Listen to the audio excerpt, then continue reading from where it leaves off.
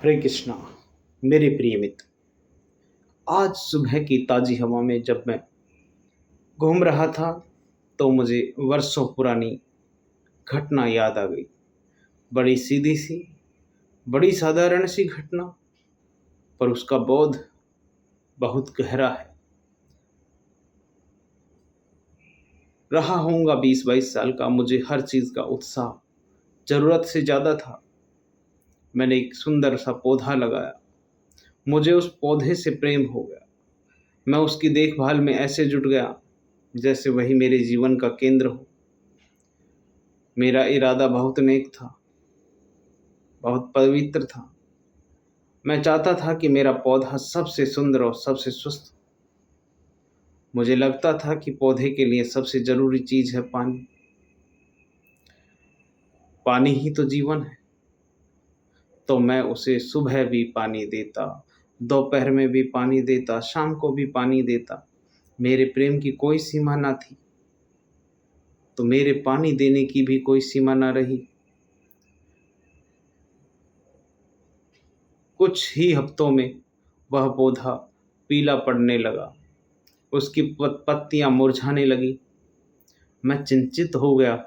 मैंने सोचा शायद इसे और पानी की ज़रूरत है। मैंने उसे और पानी दिया और एक दिन सुबह मैंने देखा कि वह पौधा मर चुका है। मेरी अतिरिक्त देखभाल ने, मेरे अतिरिक्त प्रेम ने उसे मार दिया। उसकी जड़ें गल गई।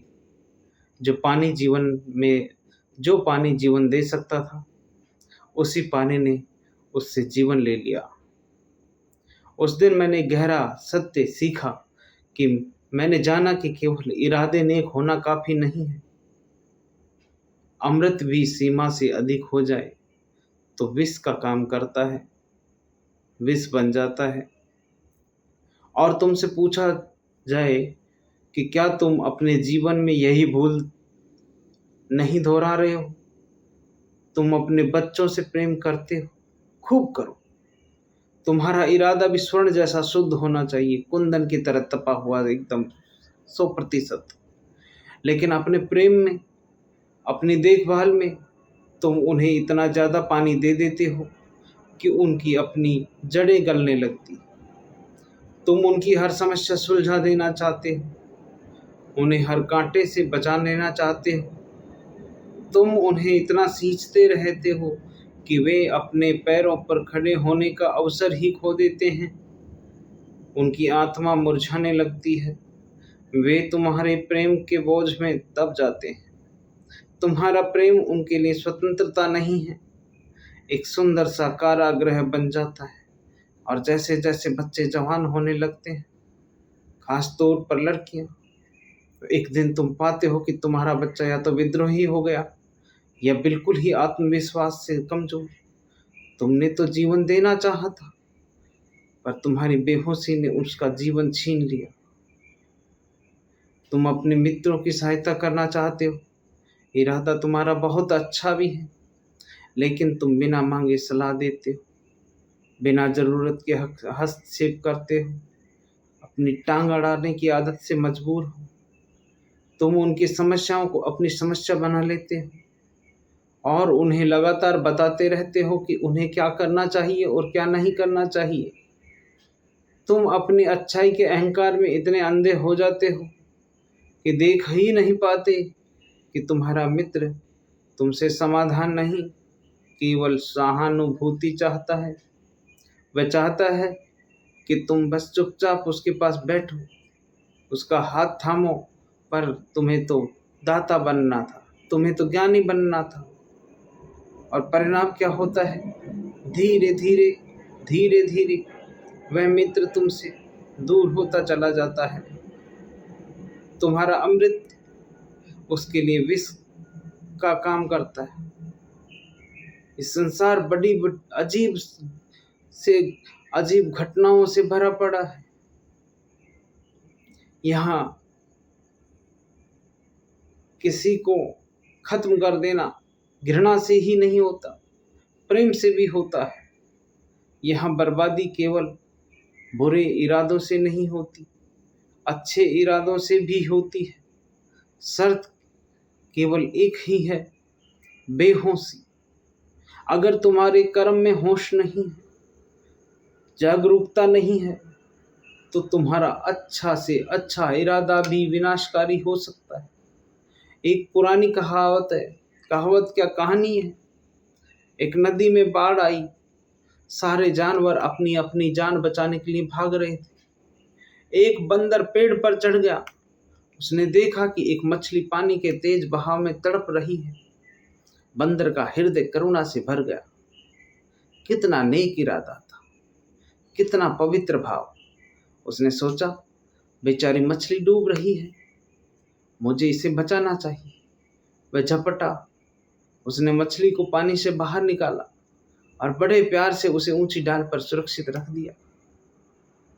और वह अपनी पीठ थपथपाने लगा कि देखो देखो देखो, मैंने कितना बड़ा पुण्य का काम कर दिया। कुछ ही देर में मछली ने तड़प तड़प करके दम तोड़ दिया। बंदर का इरादा क्या था? बचाने का था, पर उसका कृत्य क्या बन गया? उसको खत्म कर दिया। क्यों? क्योंकि इरादे के साथ साथ विवेक का होना जरूरी है।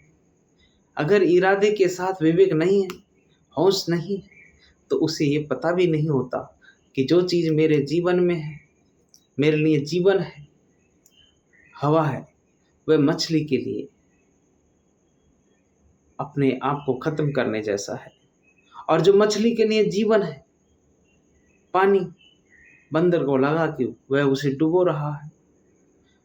तुम्हारे जीवन के 99% दुख इसी बंदर की मूढ़ता से प्रभावित होते हैं, पैदा होते हैं।